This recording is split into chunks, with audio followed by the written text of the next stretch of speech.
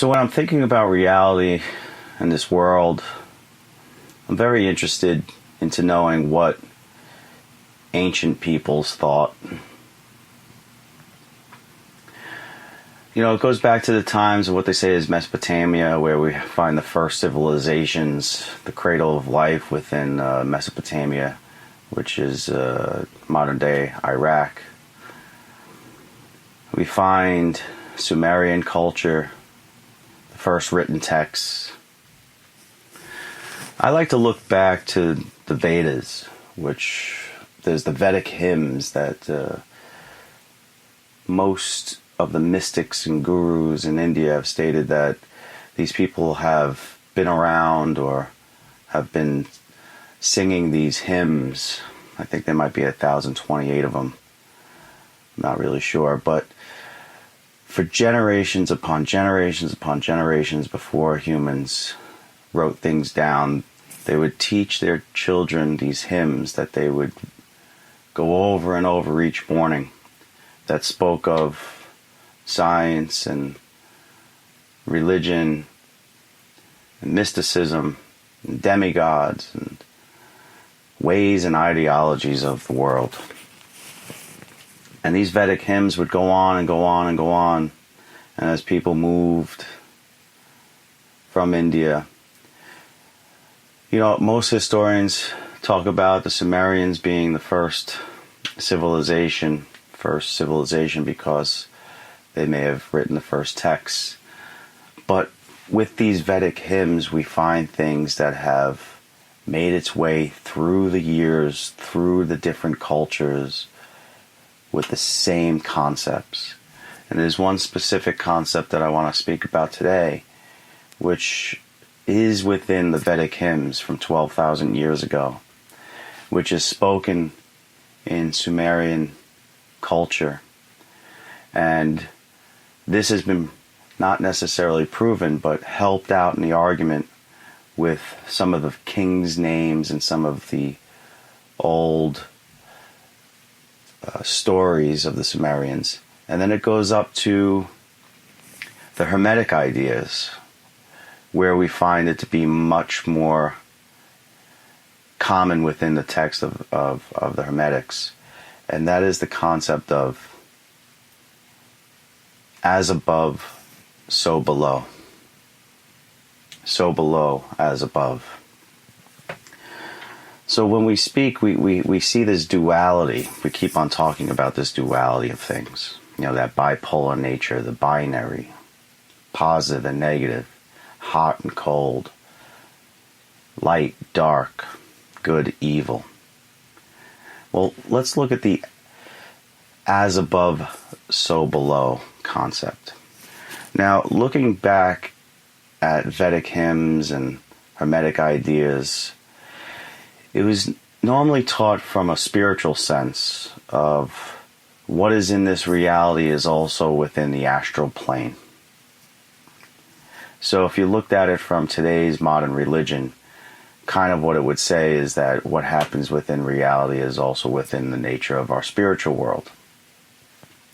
But the spiritual world is the idea that we can't necessarily conceptualize, whether you believe it's heaven or hell or purgatory or whatever it might be. And I'm not talking about whether or not this exists or that exists. What I look into is the actual concept of it, as above, so below. And how can we utilize that in today's world to better understand our reality? Because that's my goal. Yes, history is great. It is a tool of us to understand our past, to better understand our present, to help guide our future. So let's look at this as above, so below. If it is true, or true in our reality and existence, both here and whatever you can consider the spiritual plane, the astral plane, or maybe from science perspective today, we're pushing away from what an astral or spiritual plane may be, to the fact that what comes next may just be a universal law, a particular parallel dimension, or an additional above dimension or low dimension, whatever it may be. So you kind of take the spiritual sense of things and you add it to the scientific aspect of things, and that kind of brings together what in your mind could be the theory of what we are, everything. Because we're taking the reality of what we see, of what we feel, this physical world, whether it be a hologram or whether it be a dream or whether it be what it is. It's here. We see it, we feel it. There's matter. We can touch it. But inherently, we also feel this spiritual sense, the sixth sense, our gut feelings, whether you feel that you've seen a loved one after they've passed or heard them, whether you believe in other beings and entities. There's a lot of talk of ships and UAPs and UFOs that are coming into our existence and speeding off and disintegrating, or coming in and out of our existence and being on radar and then blipping off. A lot of top scientists and people that are looking into these types of things, because it's becoming much more prominent now, feel that these crafts or beings may be moving dimensions in and out of our reality to their own. As above, so below. So below, as above. Let's look at it from a concept of our reality. Let's look at politics, or the structure of our system. As above, let's take the United States of America and their political system, their form of rule, with the executive branch, the judicial branch, the legislative branch. We see that from above comes below. So the states are in the same structure. You have your president of the United States, leader of the executive branch. You have your Senate, your House. You have your judicial branch. Well, the states do the same thing. They have governor, their House, state senators. The counties do the same. The townships, to even the schools, to even the family structure. As above, so below.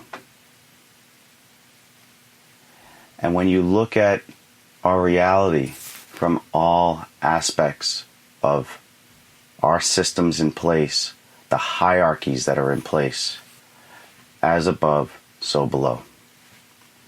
So how does that work in our general nature? Well, kind of tends to say that for what we create, it already exists. So essentially, if we create technology, then above us is also some form of technology. If we create artificial intelligence, then as above, there must be artificial intelligence. It may not be in the sense of what we have created, but we have created things artificially intelligent. We're trying to determine at this point, in this stage of our technological advancements, is whether or not these artificially intelligent computers are sentient, which means that they're conscious or thinking on their own, that they are actually giving answers not based on information provided from the human being that they have constructed and stored from many, many millions and billions of texts, whether it be connected to the internet, in order to come up with a solution to a problem or an answer to your question. They've put things together. They want to know whether or not they really truly fear or feel or want or happy or whatever the emotion may be. So what I'm saying is that artificial intelligence created by humans will one day, or already has reached, a point where we cannot determine whether or not that computer is conscious and actively speaking to us with thought and not predetermined algorithms and concepts, that the algorithm has progressed enough in order for this to turn into some sort of conscious, not necessarily life, but conscious thought. But the idea that we even created that means that within our universe, within our reality, it already exists above us. And that artificial intelligence that is existent above us has also biology above that. And biology has additional artificial intelligence above that. Essentially, if we create computer games in order to dumb ourselves down and play this game, let's say a game today of World of Warcraft. This is a game where you start off at level 0. You create your avatar. You figure out what you want to be, whether it be a barbarian or and I haven't played World of Warcraft, but I've seen some videos on it. My brother plays it. You want to be a magician. You play within these guilds that as you gain experience, you become better. I mean, it's no different than life. We go through school. We go to university, we figure out what we want to be. If you want to become a doctor, then you work to become the best doctor, and then at some point you can identify yourself as a doctor after passing tests and such. And that's the same with any career that you want to take to the next level. But the idea is that in the video game, you've dumbed yourself down and picked an avatar, and you've worked and gained experience to become better and better at that specific field. And you learn your game, you learn your environment, you learn how to manipulate and utilize the environment of that game to become better. And you do it by networking and working and gaining allies and building things and obtaining resources to build your hierarchy within that game. Well, as above, so below. And in those games, you can play games. You can go to different places within the game and, take a game like Red Dead Redemption, where you're in the Old West. You're building your character, you're buying homes, you're buying horses, you're gaining resources, you're fighting people, you're allying with people. Then you go to the local pub and you gamble and play games of poker, cards. As above, so below. So doesn't it make sense that if we have created such games to dumb ourselves down, then that is in such what we are? That in an astral, spiritual plane, or possibly just an existential dimension, we have decided to enter this ultra reality game where we come in as babies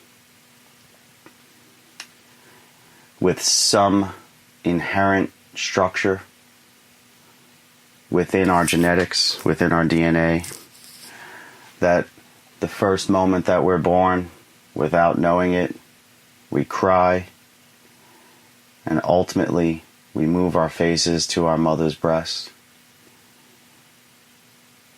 in order to feed on the colostrum, which is necessary for us. If we start from zero, if we start from scratch, how does that occur?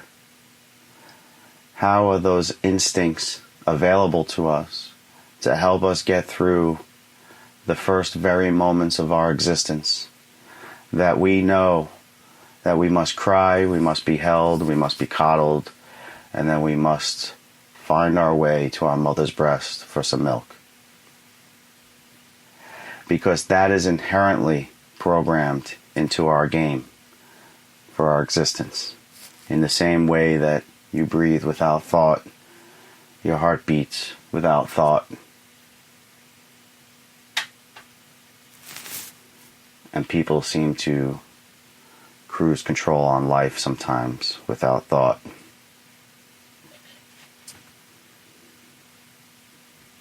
It's the basis for our existence of gaining experience within this game, because as above, so below. If humanity creates art, then in essence we are the art of above. We, over the next generations, will create robotic human beings. It's being done already. That will skirt the line of our concepts of whether or not that may be real, biology, or robotics. We will come with new materials that will look just like skin and hair to us, and these robots will make mannerisms and speak and be artificially intelligent and possibly sentient, to where there is no different from the interaction of us with regular human beings. As above, so below. If we create robots, artificially intelligent beings that we can't decipher from robots to humans, then as above has done the same with us. Whether you call that God, whether you call them demigods, whether you call them, from any of the old scripts, mythology,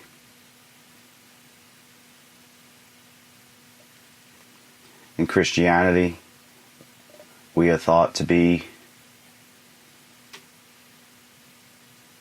in God's vision.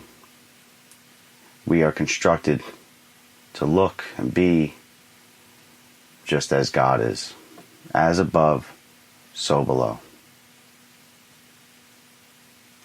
So whatever your religious concepts are,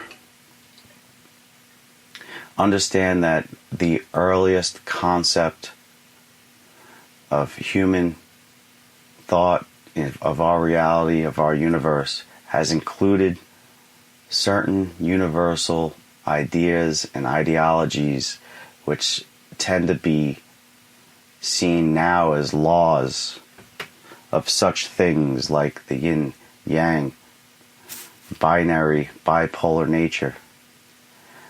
And another term is as above, so below, as above. It's that cyclical nature that we keep on seeing day in and day out. Everything that we see as humans seems to be cyclical. We spoke about the pendulum, back and forth, and back and forth. And we have these engineering tools and things that allow that pendulum to go back and forth in a perpetual motion. And there's things that we can create using magnets that will create perpetual motion. But it's the cyclical, universal nature of infinity that we see over and over and over. And infinity is not linear. I mean, we see it with things like pi and phi in mathematics. But even as we progress in a linear fashion with numbers that will infinitely go on, it will still be cyclical in nature.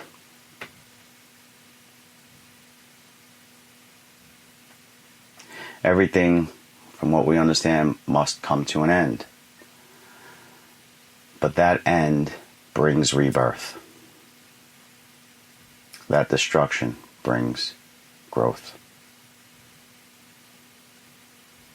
As above, so below. So when you want to consistently understand your reality better,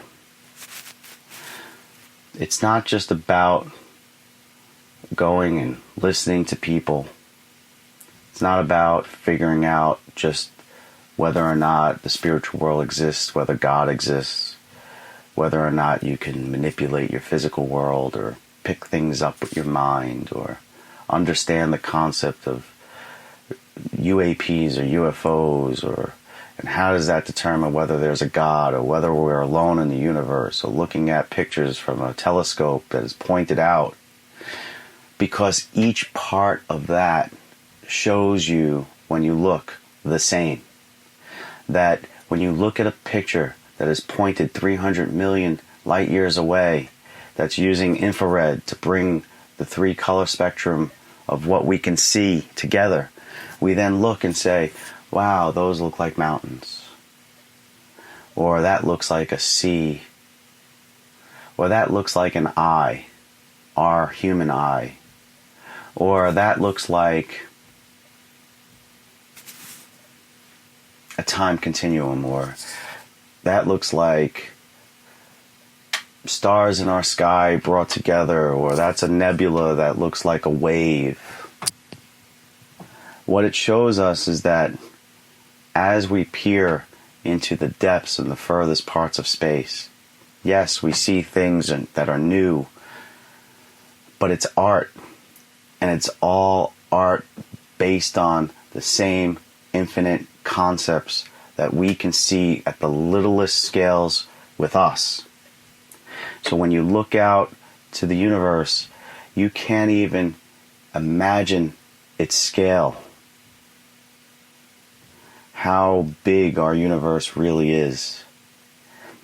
We are a planet in a solar system with one star, the sun. Of 8 planets, was 9. Now it's considered 8. Might go back to 9 and not for Pluto, depending on what we find out there. Many scientists or astrologers think that there's a very, very large planet out there that might be planet 9, based on calculations. And it seems to come into our eyes again, or we know in cycles, whether it be 25,000 years or so. Maybe in our lifetime we'll find out that there's a planet 9 again. But what I mean is, we are one planet of a solar system, and that solar system is one solar system in maybe 100 million billion other solar systems within the Milky Way galaxy. Think about that. 100 million billion solar systems within the Milky Way galaxy. So we are one speck of sand in the Milky Way galaxy, and the Milky Way galaxy is one of the largest beaches you've ever seen. And we are just one speck of sand in that beach. And the Milky Way galaxy of 100 million billion solar systems is one galaxy of 100 million billion, or even 100 million trillion other galaxies within our observable universe. You cannot conceptualize the largeness of our universe. Yet, that's what it is. And when we take high-powered telescopes and we point out to the furthest depths, what we see is that when you put the patterns together, it looks just like the things that we may see in a microscope at our lowest scales. That is undoubtable proof that us and the universe are one. As above, so below. So below, as above. So if you can conceptualize that and see that, then you can help understand your nature and reality, that if something occurs from above you, you have a tendency to set it as below.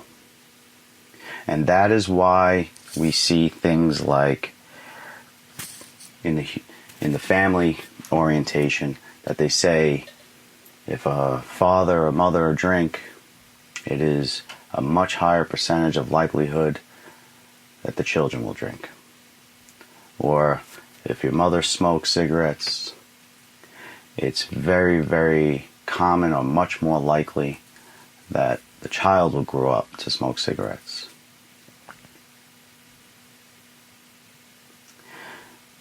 As parents, I've heard it many times, do what I say, not as I do, which is a direct contradiction to as above, below, but then the concepts of nature and reality take over that thought from the parents. You know, they may say, do as I say, not as I do. And you may in their presence, but what you do outside of their presence may be very different, because the laws of our universe seem to always take over. And as above, so below. So when you look into the systems of our reality, the hierarchies that exist, understand this rather than fight it. That's the main objective of what I'm speaking of. You can fight things. You can have passions and fight for what you feel is right. But understand that how you fight is how people who feel below you will fight you back. In war, let's take armed resistances, or, you know, we're dealing right now with Russia and Ukraine.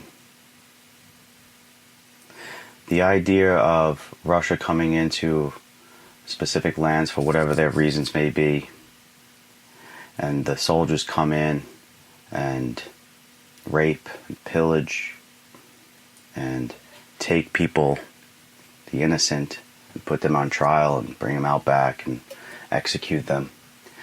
All of those visual aspects from the people that live in that land, it goes up the chain. And then when Russians are captured, as above, so below, as above. It is every part of our existence. So understand through your day, as above, so below. What you do to the people that rely on you or look up to you will do the same. And then when there's people who rely on them, those people will do the same to them.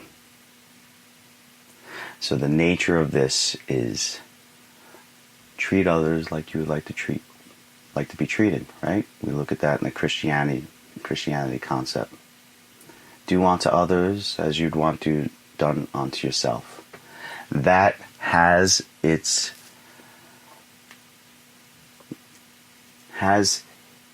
main concept from as early as 12,000 years ago with the Vedic hymns. It has disseminated through humanity, no matter where humanity is on earth, no matter what religion they conceptualize. That is one thing that has existed throughout. Those are the concepts that I make sure I understand, to better understand my reality and my universe, and make myself better throughout my day, for not only myself, but the people that I am responsible for. As above, so below. So below, as above. It makes me a better person, makes me understand my reality, look deeply into it, not only read aspects of it, but think about it inside, innately, inherently. I wish everyone prosperity, happiness, health. Until next time, speak soon.